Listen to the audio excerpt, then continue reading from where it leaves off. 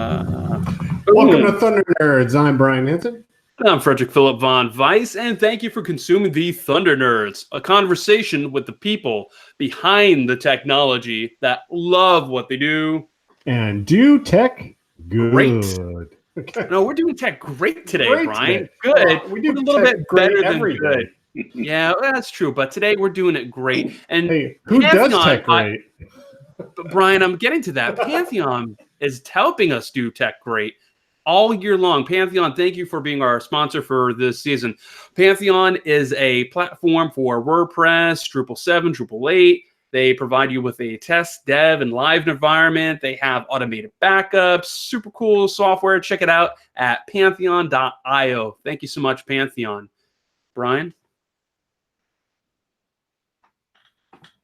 Sorry, just for our audio listeners, I'm muting myself here and there, and if there's a slight delay, it's because my partner in life is baking away. She has 4 cakes she's baking tonight, so I'm trying to keep the ambient noise down.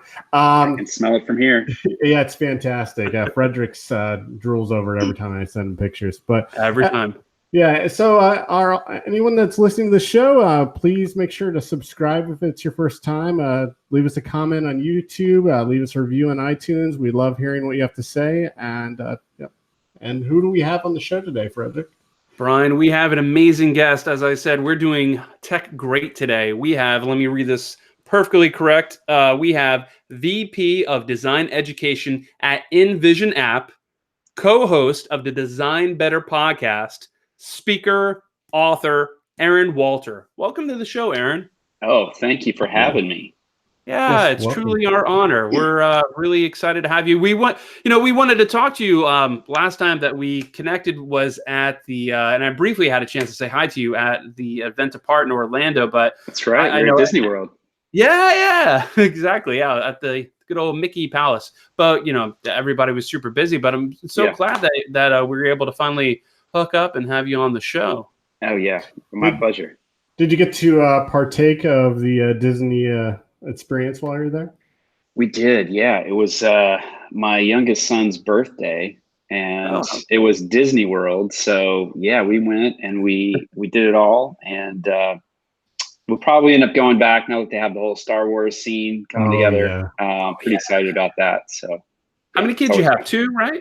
I've got 2 boys, a 5-year-old and a 9-year-old, and they are just pure energy. You're a busy man. Yes. Yeah. Yes. I have a 4.5-year-old, and I know what boys are like. So yeah, it's like go. Let's play with cars, and yeah. So an amusement park. I'm sure we're going to be doing that in October for going to Disneyland ourselves. So I'm excited about that. It's going to be his first time. Cool. That'll be fun. Yeah. Where are you actually at right now? You're in Atlanta, from my understanding? No, I'm broadcasting live from Athens, Georgia. Is the home of the University of Georgia, and those of your listeners who have been around a couple years might remember REM. They're from here, and I see Michael Stipe around all the time. Do you really? Montreal. Yep. Oh, really? Yep. Of Montreal from here. We see them every year. Every year we see of Montreal. I love them so much. Yeah, Kevin Barnes is my neighbor. What? That's so cool. That's awesome. Yeah. So I imagine you've been to a lot of their shows and REM. I've been to 2 REM shows, I think. I have been to the Love Shack before they tore it down. A friend of mine used to live in the Love Shack. But I've never seen of Montreal. I see Kevin and I chat with him out in the front yard when we're playing baseball. They are quite an experience. I recommend everyone should see them if you can once, because they put on a very costume performance that is just pretty amazing. We'll put a link in the show notes too. Yeah. Favorite REM song. So right now, because it's summertime, it's a little cliche, but night swimming, because we have a pool and I like to go out there at night. Bats come out. The tree frogs like to sit on the edge of the pool and crosstalk. And we play a little REM. That's cool. Nice. That sounds nice and dreamy. I like that. Do you go up to the parks north of you? Do you go to Tallulah Gorge at all and go hiking up there? You're pretty close. We've been up there a few times. It's pretty cool. Yeah. Yeah. We go up there all the time. Usually once a year we end up at Tallulah Falls. It's pretty beautiful up there. Yeah. Are you actually from Athens, or are you from somewhere else? Now, I grew up in the Midwest. So I grew up in Iowa, and then we moved to Nebraska, to Kearney, Nebraska, which is like smack in the middle of nowhere. It's there because there was a fort. And so if you were coming west in the 1800s, this was your safe place to kind of like get some protection, get some provisions, and then keep on going west. So I lived there, which is side of Joplin, Missouri. And people might know Carl Junction, even though it's so tiny, because it keeps getting wiped off the map by tornadoes the past couple years. Oh my God. It's been hit multiple times, and Joplin, of course, got decimated too. So it's Tornado Alley. And then moved back to Iowa and Philadelphia, and I lived in Berlin and Rome for a little while. So around. Oh, that's cool. So do you speak any of the languages? You know, and meaning Berlin and I'm sorry, where was the other place you said? Rome, Italy. So I used to be mildly functional in Rome, and I was functional in German. It's starting to get a little rough though. Yeah, that's cool. So what brought you then to Athens? My wife and I, we lived in Philadelphia, and kind of a rough patch in the city's history that there's a lot of crime and corruption, and we're just ready for a new scene. We went to grad school there, and my wife, one of her undergrad degrees is from the University of Georgia. And so she knew the town. I'd never been to the South. I just thought, hey, I like this girl. I'm going to follow her wherever she goes. So I'll try out Athens. And it's actually the longest I've ever been in one place. I've been here since 2000. Oh, wow. Okay. Oh, yeah. So you've been there for a while. If I could do some quick math, I'd say you've been there for 19 years. Ooh, you are good. I'm math good. That's cool. So why don't we talk a little bit about your career? From my understanding, and because I read about your career on LinkedIn, you started off as a web designer, as I think a lot of us did. And you started off in 1999, and you went the path from web designer, graphic designer, UX, director of UX, and so forth. Do you mind taking us down that journey and how that all kind of assembled for you? Yeah, my career actually started with CD-ROMs, not the web. I learned director. Director lingo. Lingo, man. I was a lingo pro. Man, I loved director. It was so powerful, and you could reformat someone's hard drive with that. It was so great. I was in grad school. I studied painting. My undergrad and grad degrees are in painting. So I really, I don't have a background in technology. I don't have a background in design. But a lot of people in the web space that are about my age, they have a similar story where they started from maybe library sciences or just something kind of adjacent, biology, and they just found their way in because they were doing a little bit of programming or just kind of poking around, which is what I was doing. I was basically prototyping my paintings so I could make my paintings faster. I was doing that with Photoshop, and then those images became really interesting. And so I wanted to animate them and bring them to life. And that's how I got into director. And then I started to learn lingo and then After Effects. And it was a slippery slope in a nutshell. And by the time I finished grad school at Tyler School of Art, Temple University, the professors there, in the 90s, they were like, you're pretty much the only person we know who is an artist who is also proficient with a computer. Could you please teach other grad students how to combine these two things? And so I started to do that. And I was making these crazy CD-ROMs, which are kind of like, I don't know, subversive art. And that landed me a job with a little agency where we were doing work for David Bowie and that band Hanson, that band Mbop, those guys. Yeah, the three kids. Yeah, they called our studio all the time, and we would chat with them on the phone about their website and stuff we were doing for them. They have a brewery now. Is that right? Brewery. Yeah. Wow. Very interesting. That's cool. That is cool. I like adaptability. We all change. Yeah, that's right. That's right. Yeah. So anyway, I kind of found my way into this line of business organically, but teaching was always an important part, like that beginning piece where I was teaching and also working at an agency. So I was doing work professionally and teaching. That's always been a bit of a flywheel for me, where I get mastery by teaching another person something, and then having this creative green field to explore. I learn new things, and then I bring that back into the classroom. So I think that's probably a narrative I could, that's still happening in my career today. Yeah, it's very interesting how you took that, that artist journey, web designer doing After Effects when a lot of people weren't using After Effects back then, and then taking that teaching element really as it's really what you do now, and I think that contributed to probably a lot of what you did at MailChimp as well, right? Yeah. So one thing I will say about a creative education, studying painting, it's all like metaphor and concepts, and just kind of connecting a lot of disconnected things. And I find that that's a lot of what product design is. There's a lot of that stuff. So all of those things helped me when I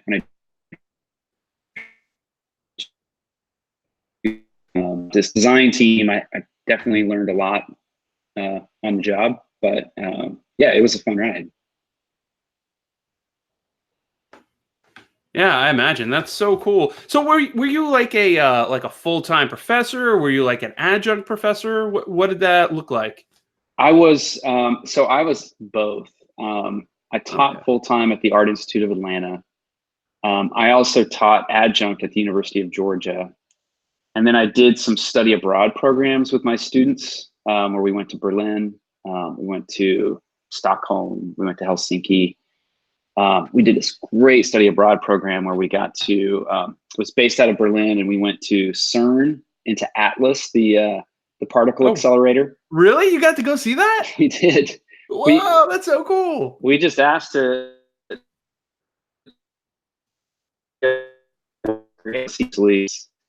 and they took us into Atlas, and yeah, it was a pretty amazing experience. But so yes, I was teaching, and then Ben Chestnut, co-founder and CEO of MailChimp, was a guest speaker in one of my classes on a regular basis. And I was writing my first book, and wanted to feature MailChimp in it. And so I called him up and I said, hey, I want to swing by and interview you guys about this. And he said, okay, well, let's talk about that, but let's also just talk about you joining the company, because you're kind of a super fan. And so I joined as the first design hire outside. Ben is the first designer. He's a designer still to this day, but I was the first designer that he hired. Wow, that's so cool. And now, I mean, look at all the amazing things that you've done over there. Like, we could always go into the story of, the old high five. Yeah, the high five. Oh, sorry, for audio listeners, I just did the MailChimp high five, which I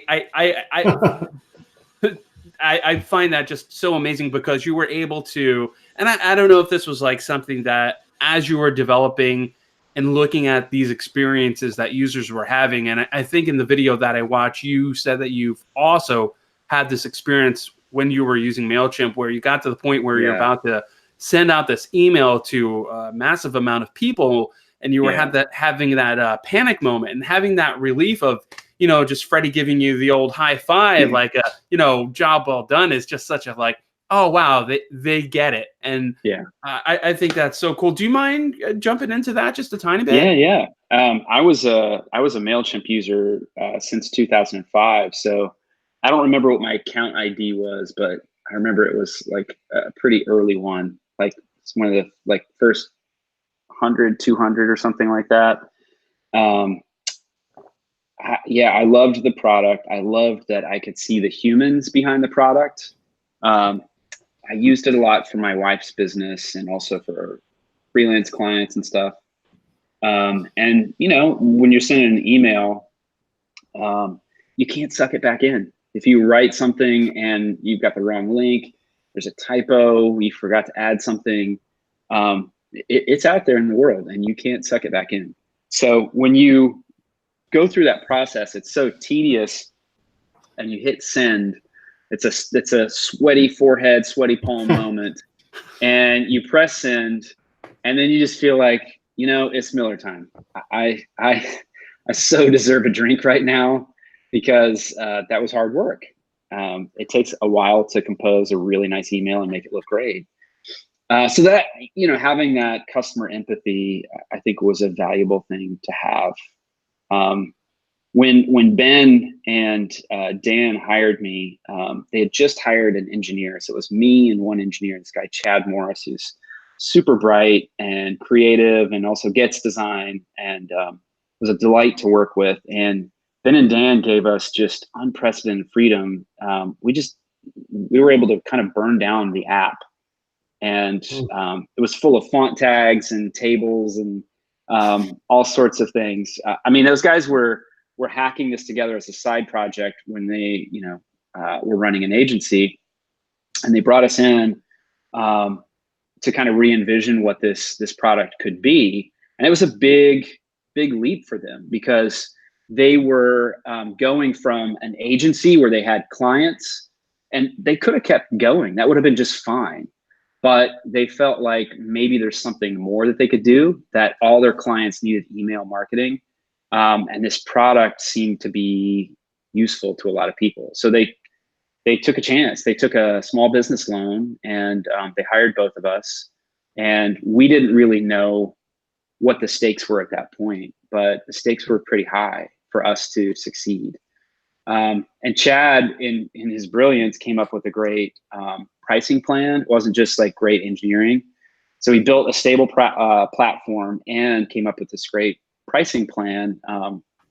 And we redesigned the app, and it went from like a few thousand customers to, when I left, it was, like 15 million or something like that. Wow. That's impressive. It was fun. I love too all the experiences that that people had from this, and where they wrote you and sent you tweets, and showing them with the hand up, and you actually made shirts and send it out to people too. Yeah, we had such a great marketing team too. So so many great designers there, and so if people, they're not doing this anymore because it wouldn't scale. But to this day, if you go to Twitter and you search for MailChimp High Five, it's just a continuous stream of people, talking about the high five, pictures of them high-fiving their screen. And in the early days after we launched the animated high five, and people were posting videos on Instagram and various places, we would actually just respond and say, hey, can you send us your address in a DM? And we would surprise them with a high five t-shirt, which was cool. It just sort of took that moment, that experience of, I got it done, I feel confident, and commemorated that in a shirt that you could wear every day. It's like your lucky shirt. You put it on, you just feel like you're the boss. Yeah, I love that. I think you did such a great job of what you talk about a lot in probably, your most famous book, as well as about those deep emotional connections, and having that, what did you say? The Maya Angelou quote where, what is it? I have it right here. Actually, I've learned that people will forget. Let me start this over. I've learned that people will forget what you say. People will forget what you did, but people will never forget how you made them feel. Like that's so on point. Yeah, I think that's a good axiom for design, just reminding us that design can be a very powerful thing. Writing can be a very powerful thing. And we have the ability to influence people's lives for the better if we are thoughtful and careful about how we approach that. I think that we see kind of the counter arguments of that, or the darker side of that these days, with certain products that manipulate us to think certain ways or react in certain ways. Facebook is getting a lot of that right now. Yeah, that was the first thing that came to my mind. Yeah, so I mean, it's a great power, and it has to be used carefully. And I think what's really cool is that you actually outlined this with a scientific thing too. It's not just it's a feeling like, this emotions, blah blah blah. But it's also, you talk about how long-term memory is developed within the limbic system, and having that emotional connection and provides that long-term memory to be etched into your head. Do you mind talking about that a little bit? Yeah. And what the limbic system actually is for people that don't know, like Brian? Brian knows what it is. He has a limbic system that operates on a regular basis. I don't know, I do. Yeah, it's debatable, but that's another podcast. So a limbic system is in your brain's stem area, like the lower part of your brain, and it's just a series of organs that do a number of things, secrete hormones and neurotransmitters and so forth. In a nutshell, the reason why long-term memory and emotion are so closely connected is emotion is kind of a tool for us to imprint what's good and like the best thing for us. And it helps us remember things that are dangerous too. So if you have been through trauma, your limbic system worked overtime to imprint a long-term memory to help you remember that thing. And that trauma creates, the stove was hot, basically. The stove was hot, or you were mugged. Let's say that you were mugged, and that was really scary. And you were in those circumstances that led to that trauma. You need a long-term memory to prevent that from happening again. Because if you are not able to recall that, you are not long for the gene pool. You're going to be out of the gene pool quickly. It becomes dangerous.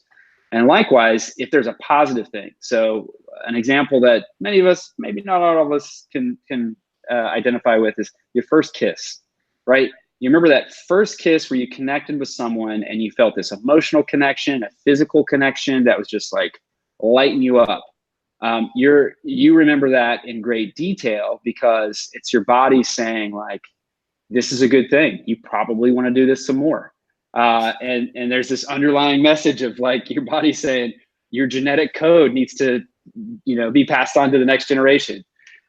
So in a nutshell, long-term memory and emotion, they're so intertwined for very good reason.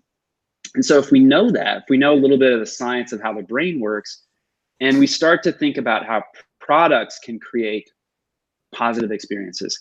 Here's another example. Duolingo. Have you all ever played with Duolingo? Yeah, I have. It's a great app if you want to learn another language. I find it super addictive. I'm going through the Japanese course right now, and konnichiwa. Yeah, konnichiwa desu ka? Anata desu ka?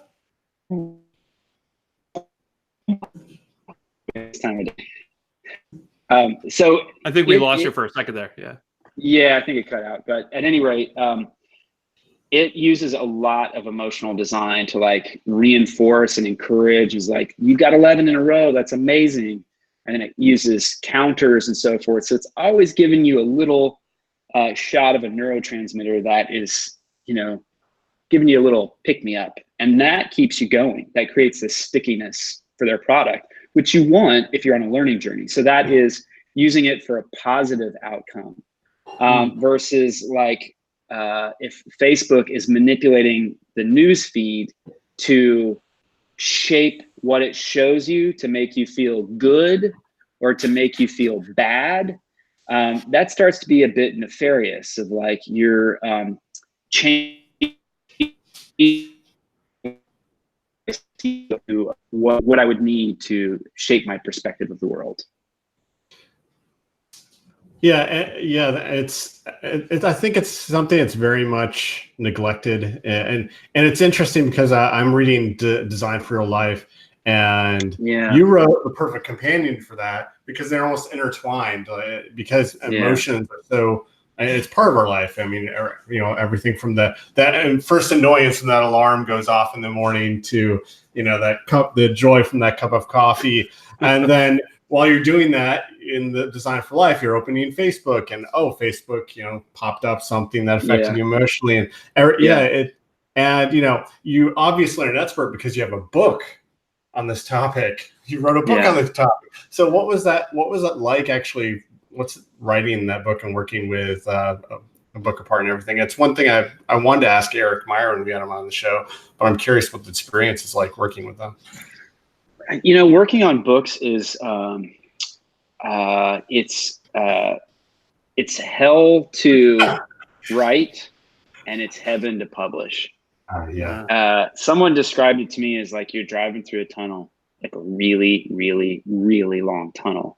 And it's so dark for such a long time. And you can't even remember what the sunlight looked like. And you think, I'm never going to get out of this tunnel. And then one day you come out and there's the sunshine everywhere and you're out of the tunnel. And it just popped up from nowhere. The thing about a book is that you're writing and you don't even know if it's, is this useful to anyone? Am I just kind of blathering on? Yeah, you got an editor who helps. And I do think that an editor is worth her weight in gold to get someone who's really good at it. They surgically removed like 5,500 words from my book. Wow. Not like, let's take a passage, but like word to just tighten it up. I mean, a book apart folks are so precise and so good and detail oriented. That's why those books are easy to read and they're so good. But yeah, writing a book is hard work, but it is satisfying to make a thing that there's so many things in our life where it's all short view of like, I made dinner and I'm going to enjoy it right now. Or, I don't know, made some thing in my house that I'll enjoy for the next week.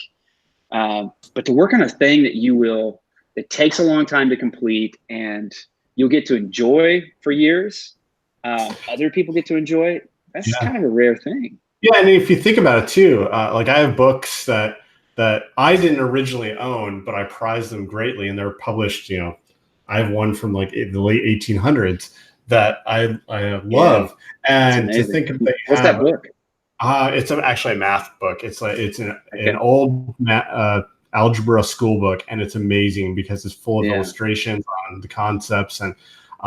It's incredible. I should share it, take some pictures and share it on our Instagram. That's cool. Put it on put it in the show notes. Okay. Maybe you could find it. Yeah, I think I know where it is. Yeah. I have a lot of books on my shelf though.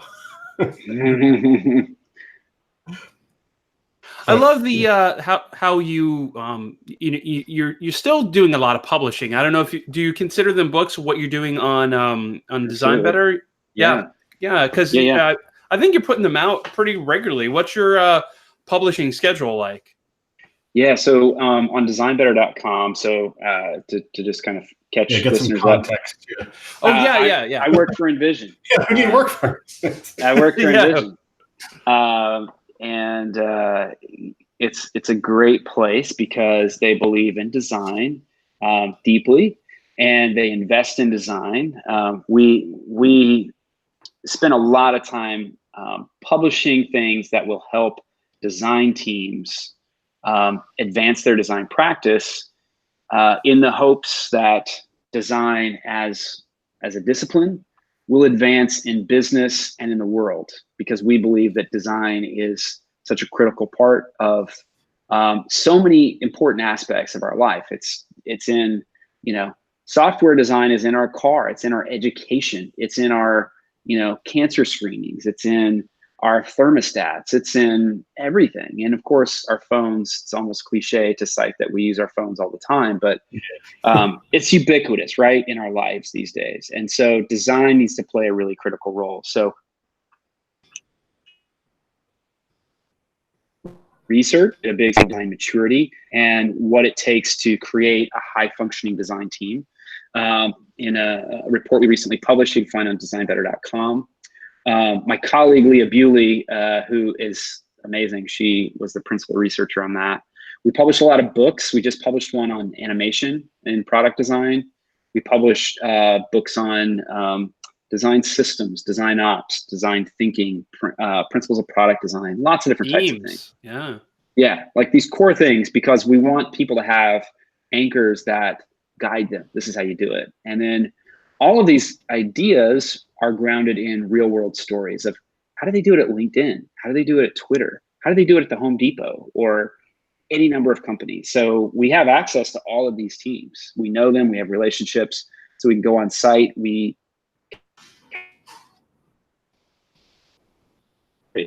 that's a lot of people, figure out how they can adjust what they're doing to be more successful.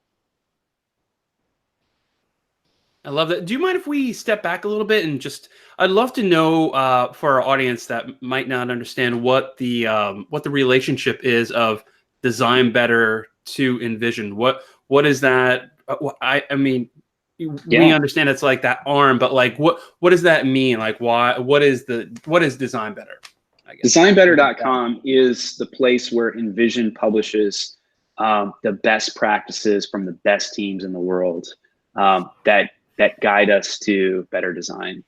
And it is a separate brand because we want to make it clear that we're sharing design practices to advance design as a discipline, but it's not necessarily selling InVision.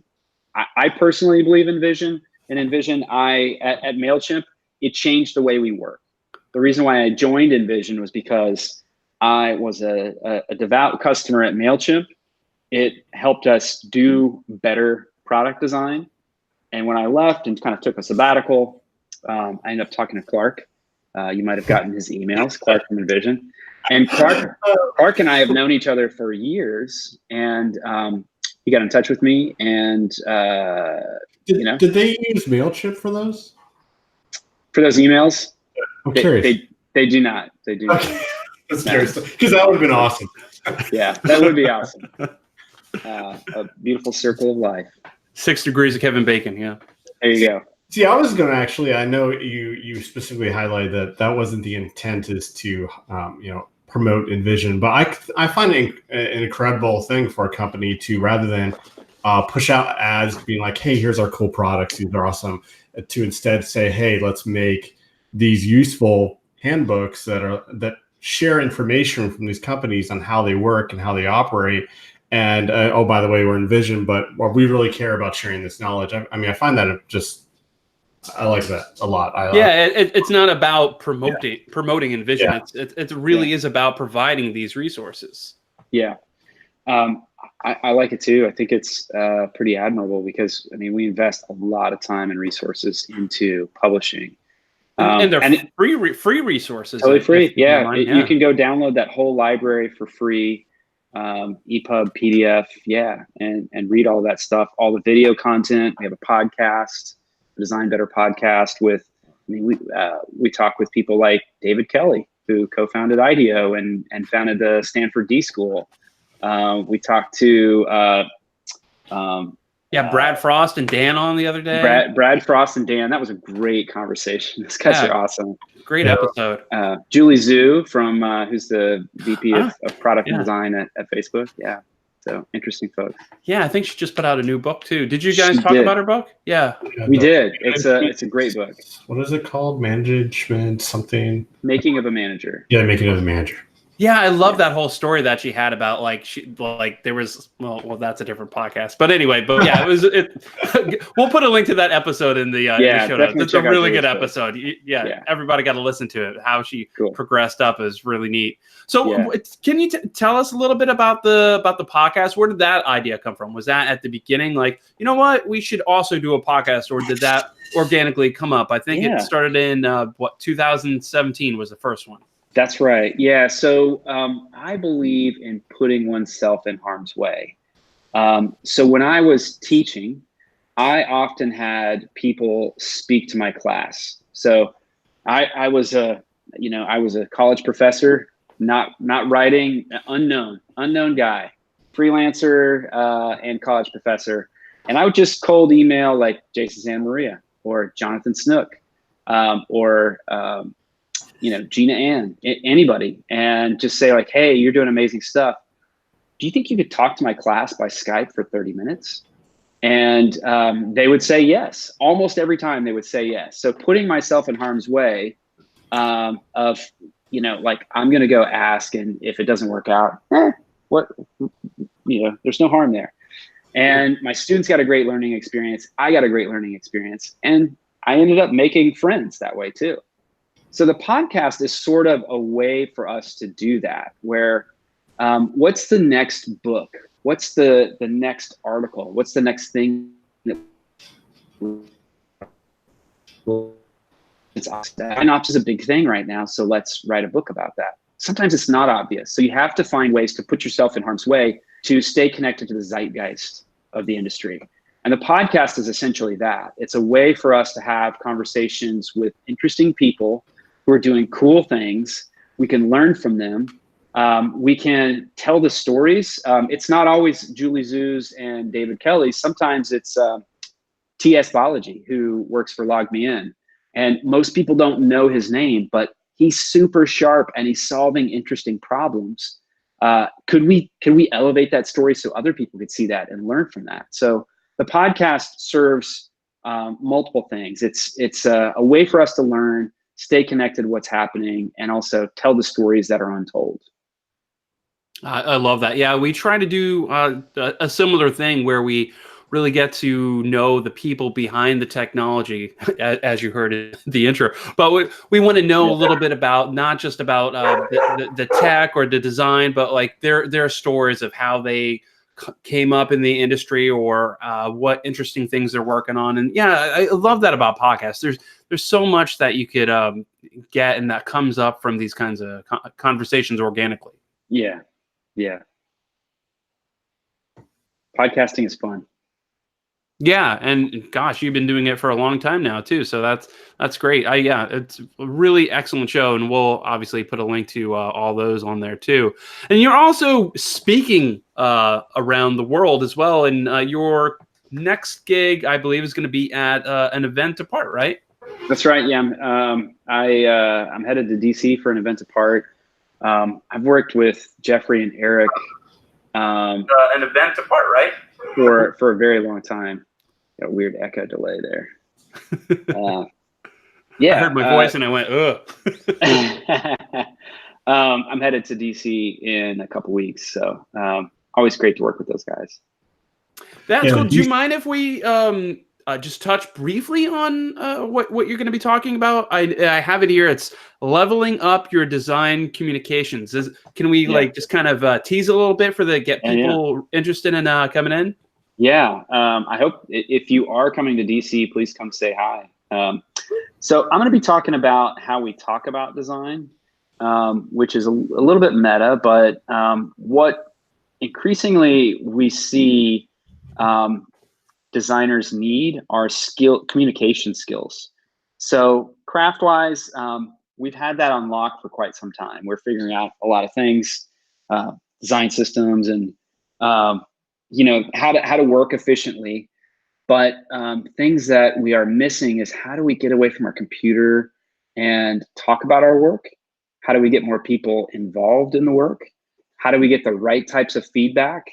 How do we turn design from a solitary, I'm on an island experience, to a multi-person participatory collaboration sort of experience?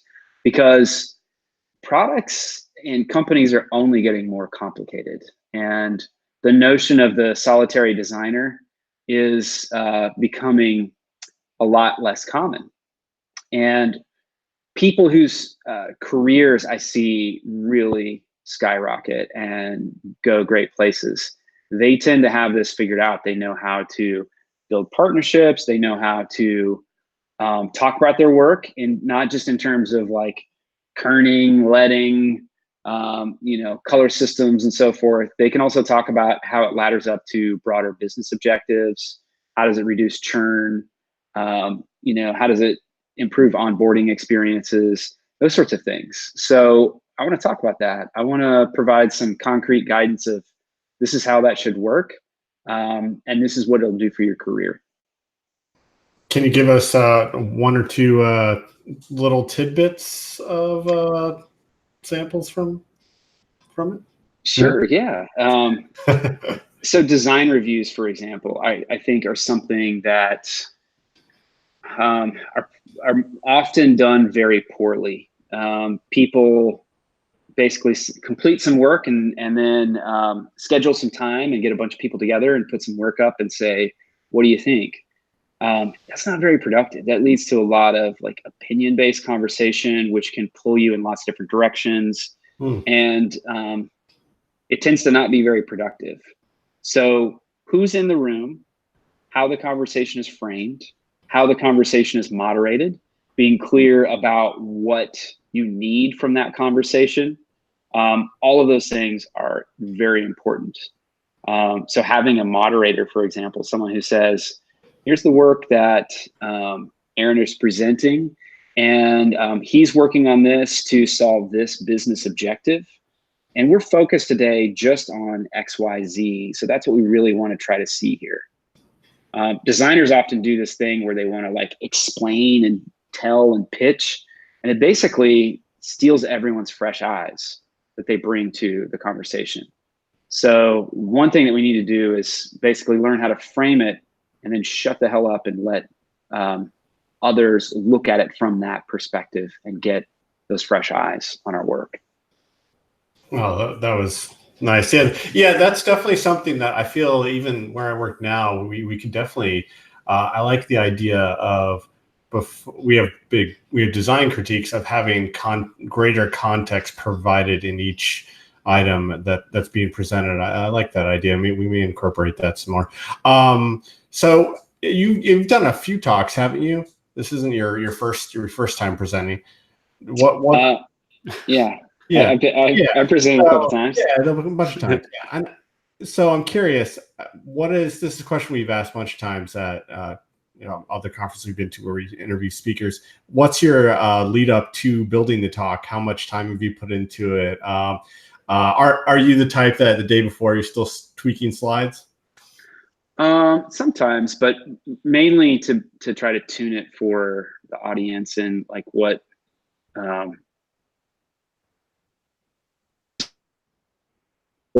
just exercise of keeping myself closely connected to the material, so it feels fresh in my mind. But I mean, making a talk takes a long time, and I actually learned, Jeffrey Zeldman gave me my first opportunity back in 2008, invited me to speak at an event apart in New Orleans, and I was speaking with like Andy Clark and Jeff Veen and Zeldman and Eric Meyer and Molly Holschlag, and like, I mean, it was just like an insane all-star group.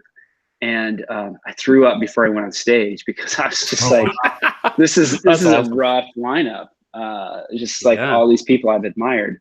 So that's what I was going to ask you next was, what have you had anything like that has happened? Because I know you've done a lot of talks. So have you had moments like where you had some crazy snafu or something like that, and then throwing up right before? Yeah, that must have been rough going on stage after that. Yeah, what's interesting is like throwing up, it just like brings such focus. So it's probably a good thing. I don't throw up anymore, but I think that so preparing a talk takes a long time. I put a lot of time and energy into the narrative. I put a lot of time and energy into making it practical, where people can walk away with something that they can use. It's not just theoretical.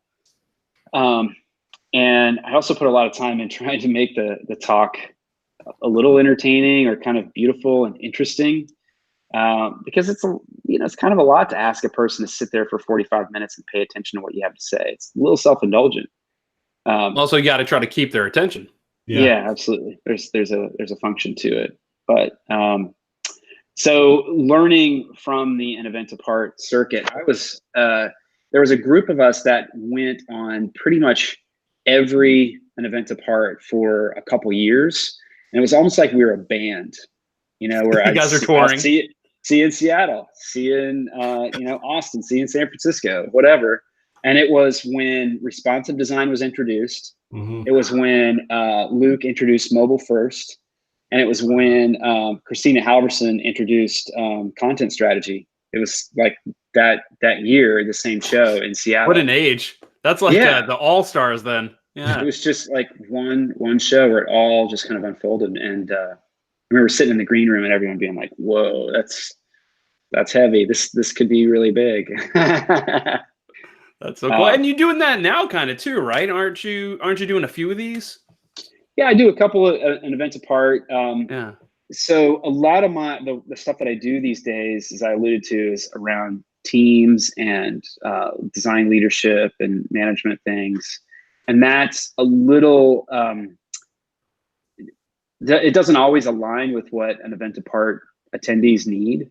They want like specific tactics of like coding and they're makers, and they want guidance on making things. And I still make things, but not as much. So I speak at a lot of, I was just at Leading Design, Andy Budd's conference. I was in New York. So, and also interesting people, people like Steve Johnson and Rochelle King, who lead design at Netflix. And lots of interesting people there. That's so cool. You know what I want to ask you, and I know we're getting short on time, but I'd feel bad if I didn't ask this question, and because this was an audience question that a few people asked me, is what does a VP of Design Education do? So what exactly do you do at InVision? In one sentence. Ooh, one sentence. Not in one sentence. In a haiku. Yeah, I mean, high level, it boils down to studying what leads to success in design teams, and then communicating that out. More kind of lower level day to day. There's a lot of managing what we're going to publish, finding our next book author, the next topic. There's a lot of speaking and traveling. So sometimes so tomorrow I'm going to speak to a large company remotely. Sometimes I'm in person. I just gave a big talk to Fjord. And then sometimes, of our trying to how solving problems, writing about these things as well. We publish on Medium, recording the podcast. So publishing on many different platforms and many different channels about how design works. And then all of that research that leads to that. There's some people management stuff too. Yeah, I'm sure there's a lot of that. Did you ever find it difficult to make a transition, went back in a day from an individual contributor to more of like a design lead or a lead in general, as far as not being able to produce a product every day and say, this is what I did, instead of being like, I'm working on strategy. A lot of people have that problem when they move to that role. Yeah, I did struggle with that.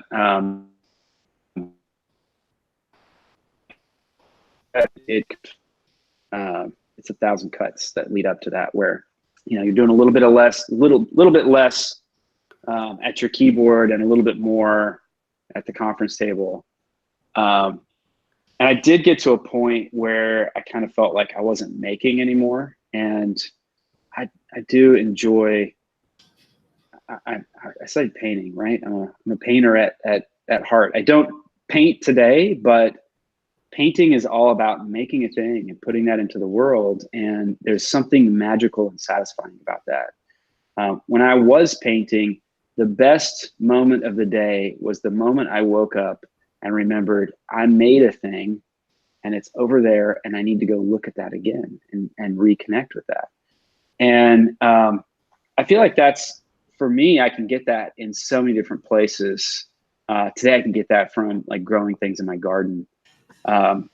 But in my work, I also still need to make things. And a lot of times it's writing these days. I get a lot out of that.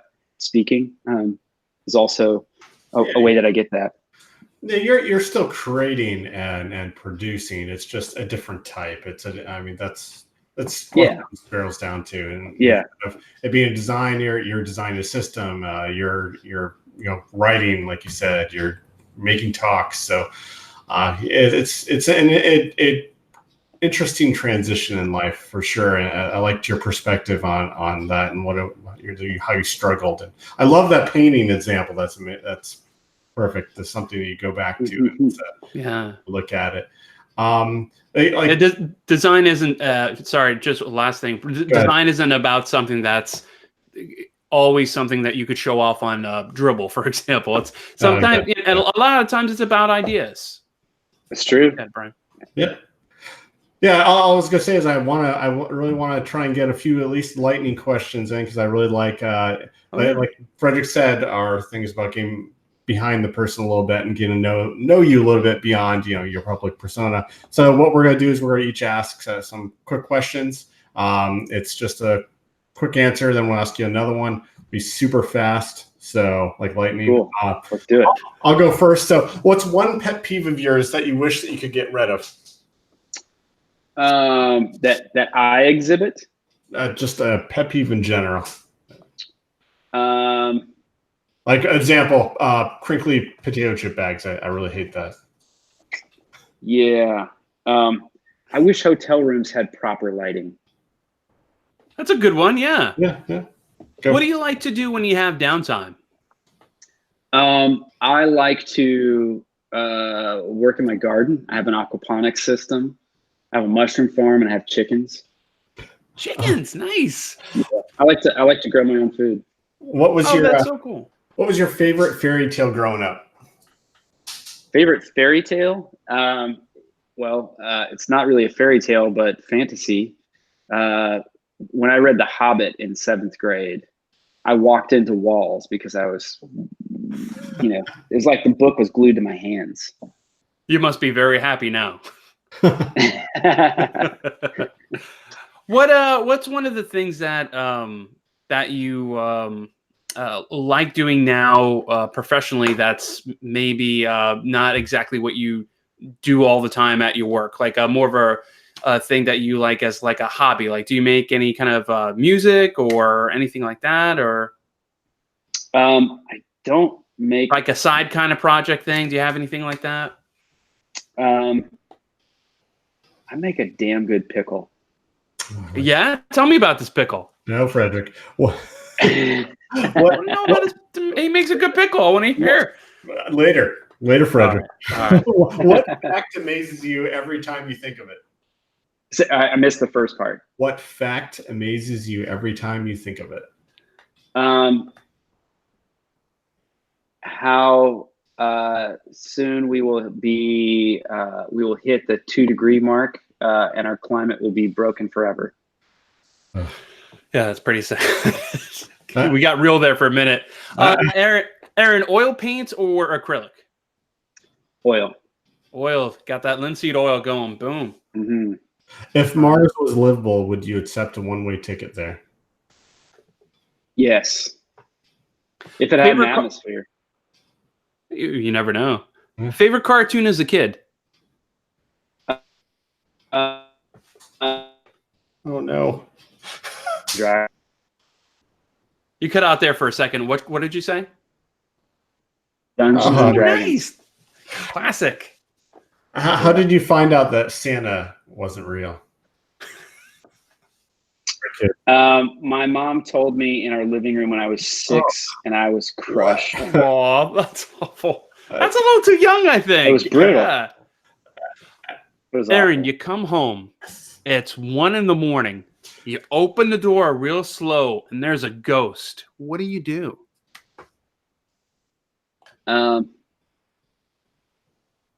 Start up a conversation. There you go. Fair enough.